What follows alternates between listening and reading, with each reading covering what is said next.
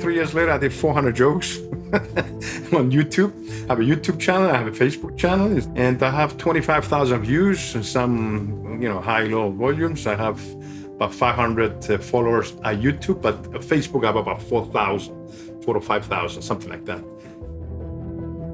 Welcome to a new episode of Most Memorable Journeys. It's a live recording today, and I'm sitting here with a very interesting man. He is Senior Managing Partner in Kinisis Ventures. He is a lecturer at Columbia University. He's a former Managing Director at Sumitomo Mitsui Banking Corporation. He is an author, but the first time I saw him, he was a trainee at the Asteria Beach Hotel in Limassol. Welcome to Most Memorable Journeys. Chris Droussiotis, you called it fate. You said something before, you call it fate. Yeah. I sometimes wonder though, is it fate or is it our choice? Because life is the result of all our choices that we ever make. You could have come back here. You chose to stay. Yeah, I always didn't want to come back. Of course, you always get the pressure of your Cypriot parents, but they're not. Well, you're going to come back. And I said, yeah, well, I'm going to be back another year. But it's interesting because you get so busy with life, having kids, and my wife at the time, she was American, so she was embedded with her family, and so I was kid around. For me to come back into Cyprus, 3 things have to happen. My kids have to stay young because once they got 15 years old, they don't really want to move to another country. Second, I need to convince my wife at the time that I have a good job in Cyprus waiting for me. And the third is her parents have to die or come with us because she was very close to the parents. And none of the 3 happened at the same time. And I ended up staying in the US. And that's basically, I don't know, it's fate. The decisions points to come back did not, they weren't in line with other people's expectations. It's not just me coming back, I had a whole family. So I had to think about them too. So it's kind of circumstances. Exactly. But do you think you would have been happier if you had come here? Same back, I don't know. I mean, the only thing I can compare is for other friends of mine that came back. Hector, for example, your husband, he came back. Yeah, but he was lucky. You have to ask him. He was lucky to have me. Yes, I know. So again, if you come here and you find someone and this is your family, I guess you can't really, it's tough to compare unless you live 2 lives. But looking back, I mean, if I had to change things, I guess I don't regret anything. I mean, this is what it is. I became Americanized. I had the energy of New York, which always was very, very attractive for me. Sometimes I come to Cyprus and I stay a little longer than 3 weeks, and I got a little bored sometimes because I wanted that energy. But on the other hand, if I didn't know about the energy, then Cyprus would be the place to be. And then maybe look at New York as the hustle and bustle of life, and you don't really relax. So, but I like both worlds. I guess at the end of the day, I like to come to Cyprus and relax and see family, and then go back and I think that's the rat race over there. That's the whole secret. I remember having drinks with you 35 years ago or 30 years ago in Manhattan. Yeah. And I love New York. I love exactly that, the hustle and bustle, but I'm not sure anymore today if I don't think I would want to live there, but I lived there for a little, and I know exactly what you mean. It's a bit of you get a little addicted to this kind of place. Especially when you're young and you are, in life, I guess you look around you and you always inspire other people doing things. But as we're getting older, you get to this natural progression of now I've done everything, I've looked at everything, I did the marathons and the sprints. So now I want to relax and look back. So I'm more attracted to Cyprus now than US, especially after COVID. I'm really seriously thinking of coming back, and with my recent loss of my long-term girlfriend, Nikki, there's nothing really there too much except my children are there, grown children.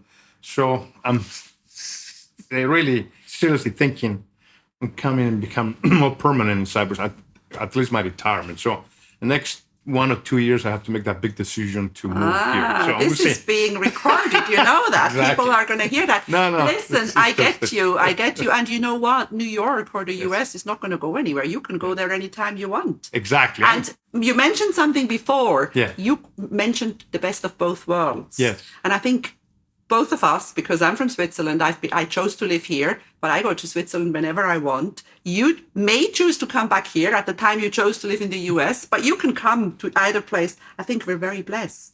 Yeah, no, it's interesting because my children are still there. I have 4, 35 years old, my daughter, my 3 sons, the 33, 30, and then 23. So definitely I have to go back and visit them. Maybe that's an incentive for them to come and visit me and enjoy the lovely island of Cyprus. So it could be a good win-win situation if I decide to permanently come here, which I'm very more than 50-50 thinking at this point. So we would love to have you here. So from my side, it's a yes. That's good. Let's go back a little bit. Yes. Let's go to the Japanese bank. You worked for, how many years did you work for? So in total, 30 years with banking. I work at a U.S. bank and then a Canadian bank, but I ended up the last 20 years working for 3 different Japanese banks. The last one was last 10 years. So, of course, I lived in Japan. I speak a little bit of language. So it is a fascinating area. And I always, that's why I jumped from one Japanese bank to another because I like that culture. It's one of my favorite cities is Tokyo. So I'm always fascinated about the Japanese culture, and I knew them very well. I even writing a book now about Japanese culture, the business culture, try to compete in the U.S. market. So, and that's basically what I've done the last 20 years before I retired from banking. You're mentioning culture, Japanese culture, and I've been to Japan once, but I don't know the Japanese so well. But what I do know is that they are very, very different to the Cypriots.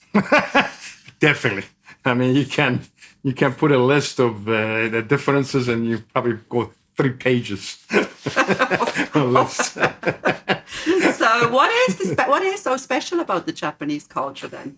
It is, first of all, it is consensus-driven society. Nobody makes decisions, which sometimes bad and sometimes good. So you don't rely on one person. It is the most honest people I met. There's no crime, basically, in Japan. The only crime we hear is someone, maybe some mental situation, but there's no crime. It's very homogeneous there. So the culture is very... everybody's, the one big thing, huge thing is like every citizen of Japan, they're very proud to be Japanese, and they're proud of their work. Either you're a garbage man or you are a banker or whatever.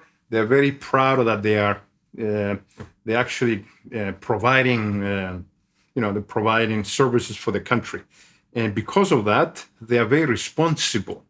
That's why we had so many prime ministers in Japan, except the last one is the longest one. It's because when they feel that it's something a mistake, they step down. How many cultures you see that the president, prime minister actually admits his mistake and steps down? You mean like people who blow up electricity plants? Electricity plants or other countries, they're presidents forever, it doesn't matter. So they come out, they apologize to the whole nation. Apologize, I made a mistake, so I'm going to have someone else come in. So they take responsibility of the actions. It's just an amazing culture about that.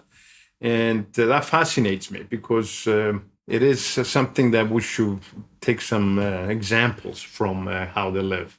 Now, there are also negatives because sometimes in the real world, you have to make decisions quickly. And Japanese are known in the business world are very slow in making decisions because of the consensus. You have to get to a team, you have to get into a room and talk to everyone. So sometimes they are losing competition to other more faster decision makers like Americans, for example. Yeah. They're doing well, though, yes. Despite their slower decision making. I think yes. I have huge respect. And what you're saying about everybody is proud of what he does has got to do with leadership in any respect. Yes, they have this so-called pyramid. When you start in any career, you're inspired to be the leader or the manager of that. But what's interesting, there's no animosity. If somebody, if one of your colleagues actually gets promoted, they support you right away. If somebody, your colleague, it becomes your boss, immediately that's how we chosen him, and that's probably one of the best type of promotions when your colleagues accept your promotion, even though you work with them. So they have this so-called path, I guess, to success, and it is designed that way. So at the end of the day, you work, number one, the career is number one for them. Unfortunately, sometimes career versus family, but they want to provide for the family and they want to move up the ladder. So there is a leadership scheme. They get the best out of the best to lead. So they end up actually having they're very successful in what they do because of that. So the secret really is to be happy for others, because when you're happy for others, things go well for you as well. Exactly. It's kind of something that so many people don't understand. Yeah, no, I understand. Yeah. Think about a team, let's say any sports team. You always have that leader, but if everybody aspires to the leader, everybody plays well. But if you start jealousy and everything else, the team actually collapses. So everyone accepts each position and everything else, and that's the better way. So yeah, that's kind of the Japanese That's stuff. definitely a lesson to be learned and something to listen to. Yeah. You traveled a lot to Japan. Did you ever go anywhere else in Asia? Did you venture or move around in Asia? Yeah, because I was the head of a big department in Japan, and we had many clients not only in the U.S. but in Japan. I traveled to China, Shanghai, Beijing. I traveled to Hong Kong. I was also in Thailand. I also in South Korea and few Asian places. Yeah, I never went to Australia or down under. I never went to New Zealand, but within the Asian region, I stayed there. And we had clients. Clients are mostly manufacturing companies like the auto business and things like that. Yeah. Interesting. Well, again, Australia and New Zealand are not going anywhere, and they're actually closer from here now than they would be from the US. Exactly. So you just take an Emirates flight, you go to Dubai, and off you go to Sydney. Yeah. No problem. So that was kind of that's a big part of your life, the Japanese banks and the banking altogether. That's sort of defined your career. Yes, and the one thing about the Japanese, you know exactly what to do. I guess my character is such that works well with Japanese, really well organized. Everything has to be perfection. I mean, if you look at any sushi meals, it's all perfectly put on your plate. And that's the whole culture. Everything they do, either they write a PowerPoint presentation or they make sushi, there has to be perfection. And I work well with that organized way. And so it did define who I am. And I brought a lot of those traits into my teaching of, a lot of the young generation about how, how organizing you have to be to get to present yourself. And so I learned a lot about how that, helps with the others that are in the business of presenting and making a point. Mm-hmm. Yeah. Well, I have known you for many years, and I know, like in my books, I have different books, different pages, and you're a nice guy. You're a really nice person. You're kind. You have never, ever been arrogant, as no matter how high you went. And you also have a very good sense of humor. Yeah. And, I want to talk a little bit about those jokes, because you have a YouTube channel. Yes, it was by accident again. I was known, as you know, Elizabeth, I used to tell jokes when we were younger, and we sit around, we laugh, and the Cypriot way, you sit at a table and you just tell jokes all day long. And the jokes, Cypriot jokes, Greek or Cypriot jokes are more storytelling jokes. Instead of the American jokes are like quick with a punchline. So the story is actually, which is fascinating. I end up during COVID, when you're sitting home, and I said, let me just tell a joke, because I used to tell jokes. So I would send a video to my father, which he was a joke teller, and he loved it and everything else. And before you know, I spread it and I posted it. And people say, hey, we need more. And 3 years later, I did 400 jokes on YouTube. I have a YouTube channel. I have a Facebook channel. And I have 25,000 views and some, high, low volumes. I have about 500 followers on YouTube. But Facebook, I have about 4,000, 4,000 to 5,000, something like that. And it's fascinating. But I think it's also a therapy for me. And, basically, reaching out to Cypriots and have the Cypriot accent and everything else. And I'm getting all this feedback back.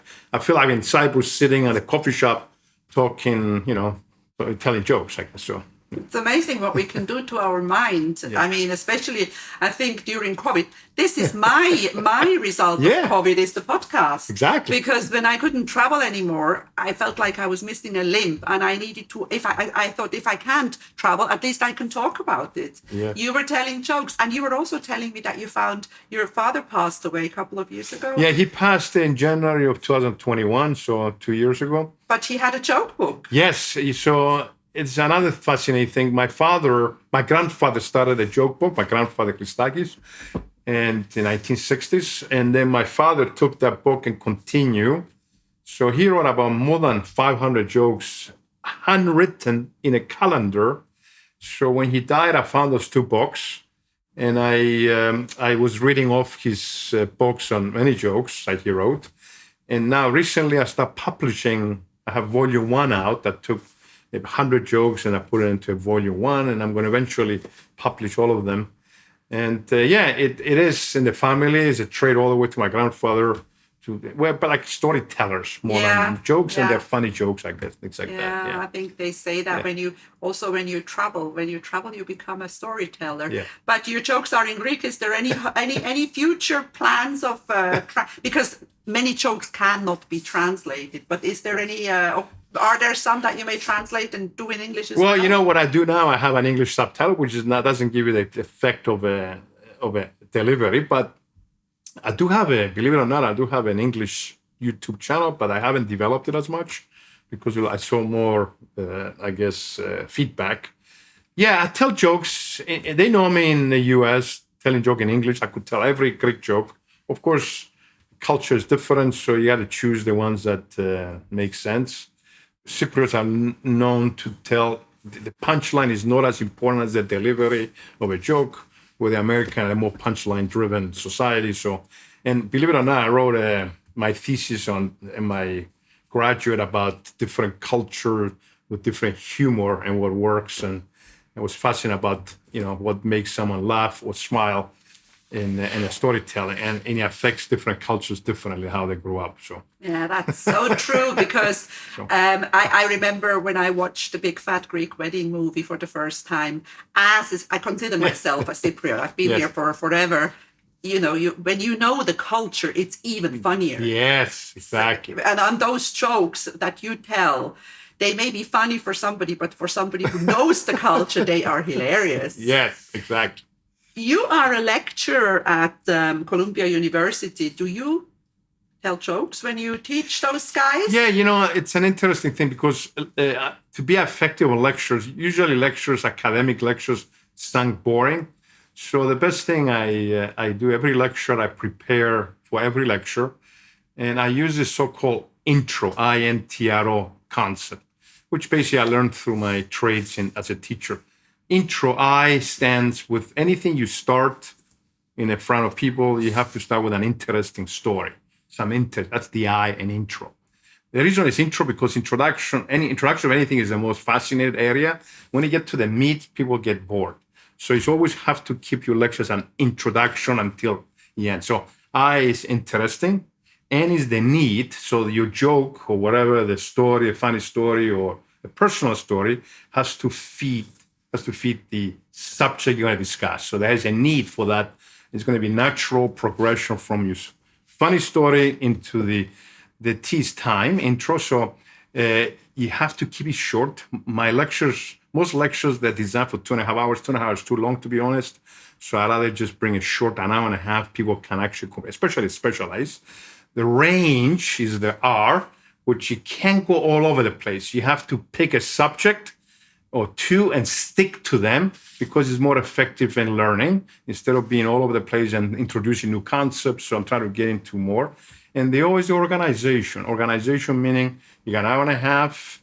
The joke has to be 5 minutes, and then you go into the meat of the thing. So everything, you look at the time and make sure that it flows very well organized. So when you finish the lecture, the audience have this understanding at least 70, 80% of the lecture because it's organized, it's short, it's sweet, you start with an interesting story, you capture the audience. So all these things. So every time I sit down and lecture, I do this. And so I do introduce a lot of jokes that are related. And I even write them down. So if I want to talk about leadership, I have one joke. If I want to talk about investment banking, another joke, that kind of thing. So that's the... Interesting. I've written it down because people in today's world have a very, very short attention span. Exactly. They don't want to listen. Yeah. You can see it like some of those videos when you do analysis, and I can see it from my podcast. Yeah. You can see how long people listen. Yes. So if you make it interesting and a little funny, I think it helps. Yeah, no, it's not funny. You get people, audience. I remember one quick story. I was sitting in front of a lot of people, 300 people, and we're talking a very boring subject. It was about investing in some very specialized investment, which is some corporate loans. I don't want to bore you what it is, but it was very boring, to be honest. So we had the two lawyers, tax lawyers, speak first, and you can tell people on their phones, people moving around, nobody's listening. And it was my turn to speak. So to get the audience, I just, in front of, this is on the Hilton, which is about, there were 400 people out there. I took the microphone and I said, somebody bought a donkey from somewhere else. And they hear this donkey out of nowhere and they stopped. What is this saying? What are you talking to say? And I continue. This guy bought a donkey from another guy for 500 euros. And it's just, now that caption said, what does this donkey have to do with anything? And that was my point. So I don't know if I want to finish the story. I want you to finish the story. So, yes. He says somebody bought a donkey for $500, I guess. And when he was ready to get the donkey, the guy says to me, look, sorry, the donkey died. Do you still want it? Yeah, I want it. What are you going to do with it? I'll think about it. It's mine. So they brought the dead donkey, unfortunately. So the guy didn't tell anyone was dead. He took pictures of the donkey and he set up a raffle ticket, like a lotto, to win a donkey. $2 to win a donkey.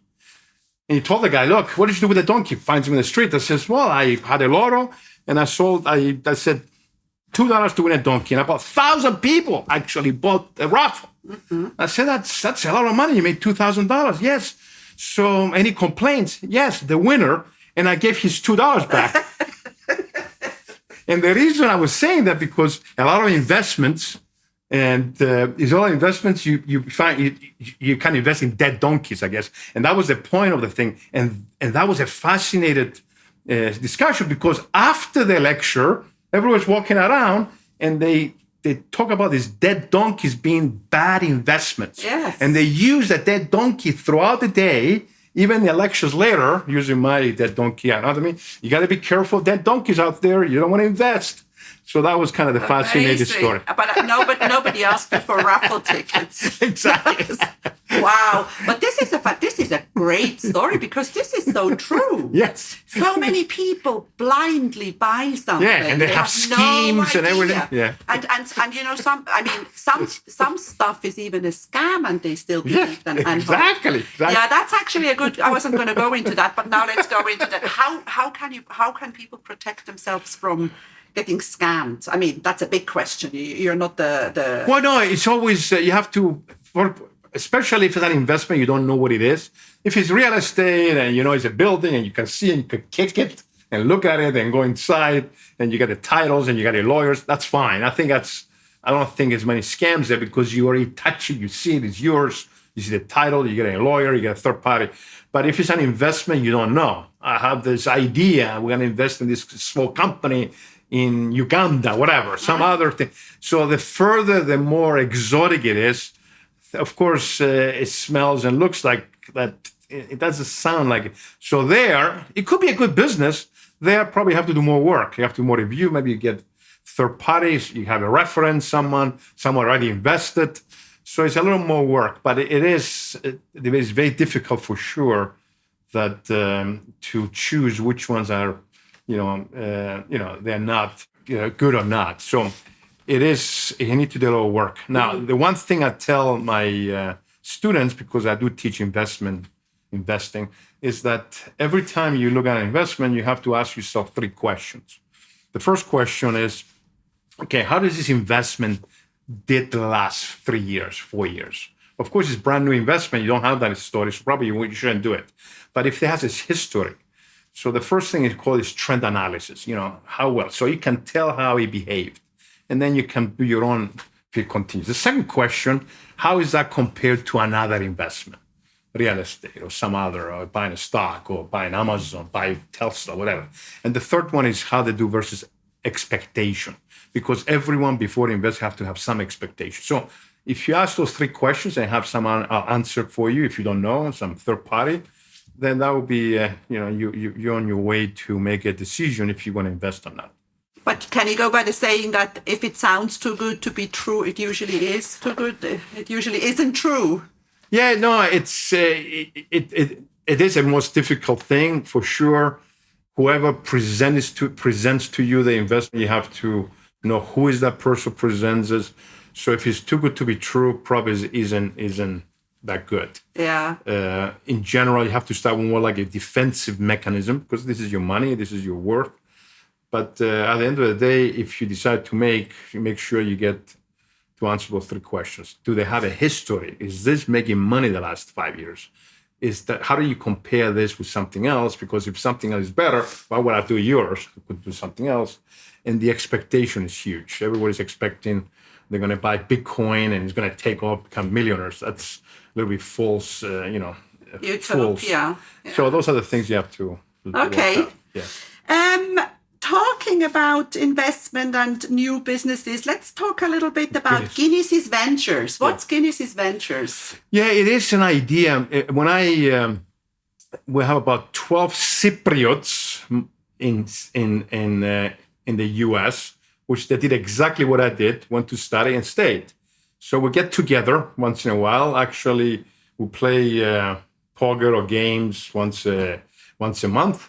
So in this poker discussion, it says, hey guys, we're in our late 50s, early 60s, and everybody's successful in general. One guy's a lawyer, another guy's a marketing person, another one is a finance person like me. And we sat down and said, look, why don't we get all our money together, create this entity, and help Cypriot innovation startups? Because we are fascinated about the a lot of Cypriot young guys in their 20s. They came with great degrees, great ideas, good ideas. They work at the University of Nicosia, University of Cyprus, but the idea stays in this country, never gets out. Since we have the network in the US, let's find pretty good ideas and bring them into the US. So we created Kinisis Ventures. We assembled about $1 million between 9 of the 12. We set up a company, and we saw early success. We invested, our first investment, it was a small company managed by one individual who was very good with computers. He created a 3D image of things. We took that to the UK and then the US, and this $2 million company now is worth $35 million in 2 years. Wow. So after that, we got all inspired. Okay, let's look at other things. So we invested in the food business. There's one individual who was making a food diagnostics business. Take a letters, and from letters you can find if it's pesticides on it, if it's Listeria or E. coli, which is very unique. There's nothing out there, believe it or not, that does it so quick. I said, that's a great idea. Let's bring it to the US. Now they start selling in the US. So a lot of ideas. Now we used up our $1 million. I said, okay, let's expand it. So we came in Cyprus about a year ago, and we raised money from third-party individuals, from high net worth individual in Cyprus. So we raised close to $5 million more. So now we created a really good company. Now we're investing in ideas. Now, having said that, we looked at 100 ideas and we invested in 8 companies. So Kinisis Ventures it's an investment vehicle that invests in Cypriot companies bound to the US. So that's the real test. Mm-hmm.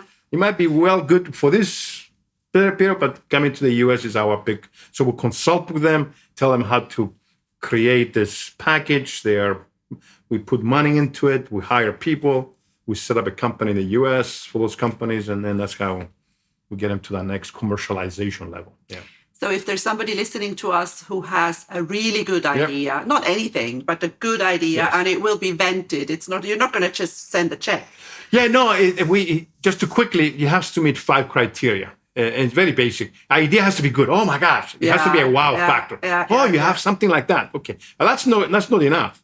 So the second thing, you take this idea, how do I make money with this idea? It's called the business model, the revenue model. How do I make money? It might be a good idea, but maybe it's too expensive to get it commercialized. So the second one has to be. The third one is timing. It has to be a need for this. Like COVID, there's so many new companies created because of the environment and everything. So timing is important. The fourth one is team. It's very important. The team has to be good. We have to, support the team. And the fifth is funding. Though we can give them the first money, but we need always looking, okay, when we get to that next level that we have to raise more money because the first money does not enough. If you accelerate, you need more money to continue funding. So always look at that possibility. What's the next milestone to get new funding, maybe from someone else? So those 5 things are very important, and they all of them are, they need to check the boxes. If any one of those 5 don't work, probably won't do the business. But people could get in touch with you. Yeah, exactly. We're gonna put the link of Kinisis Ventures, and we're gonna put the joke link, the YouTube link. Exactly. We are also you're an author. Your books where are your books available? Yes. So my first 2 books, they're more academic books, textbooks, and they are used at Columbia University, Seton Hall University, Fordham, bunch of university in Baruch College. We use those. Those are investment type books. If somebody wants to know how to invest, risk assessment, risk analysis. Then I did a second book, very specialized about somebody starting a banking career, a really banking career. So it gives you all the training to be a banker.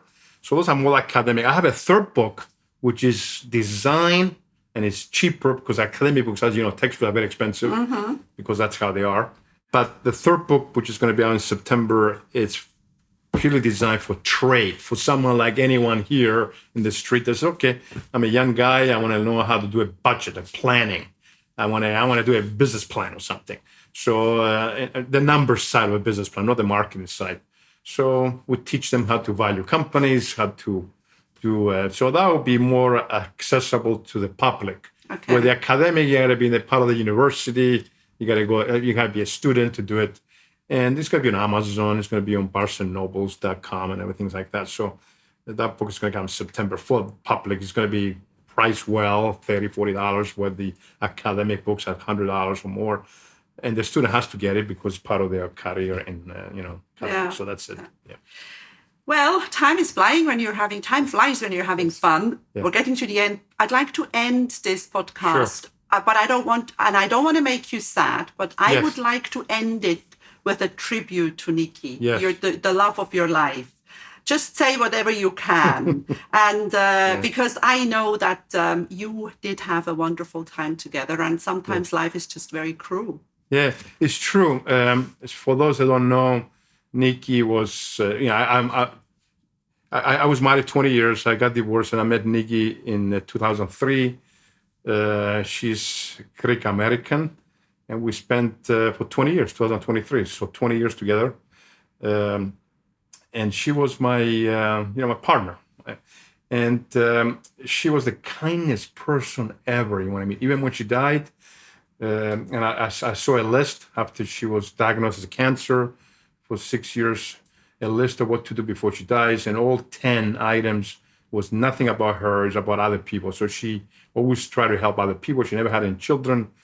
Because she felt that she was selfish of her to have children or something. I don't know if she had. But anyway, so we are together for 20 years. She passed, unfortunately, in June. And it was a huge hole in my heart because I remember after the funeral, you get all, you get your sadness and everything. You see people, and then you go home to an empty house. And I say, oh my gosh, it is. I miss her so much. And I can tell you a story here. You guys, you need to see your family. You need to reach out to your parents. It is a very important thing because once you lose them and you see the value, the impact, and it had a huge impact. And I thought that I can't really continue, but I know she wanted me to continue and close this door of sadness because I know I'm going to see her one day. So that gives me solace to know that I have to continue. I mean, I'm still young. So that's one of the reasons I have to get that next chapter. How do you live without Nikki? And it could be maybe coming to Cyprus or maybe something else. So it is a very sad story, but it is unfortunately everybody has to go through this. Losing a loved one is, you don't wish on anyone to do that, but it's how you deal with it, I guess, going forward. So she's going to be missed. The lesson is hug your loved ones when you can. Yes. And I know that she's listening to us somewhere. So Right. That's it. Thank you. you so much for being on Most Memorable Journeys. Droussiotis. If you enjoy my podcast, please like, share, and subscribe to my channel. You will find all the information in the show notes.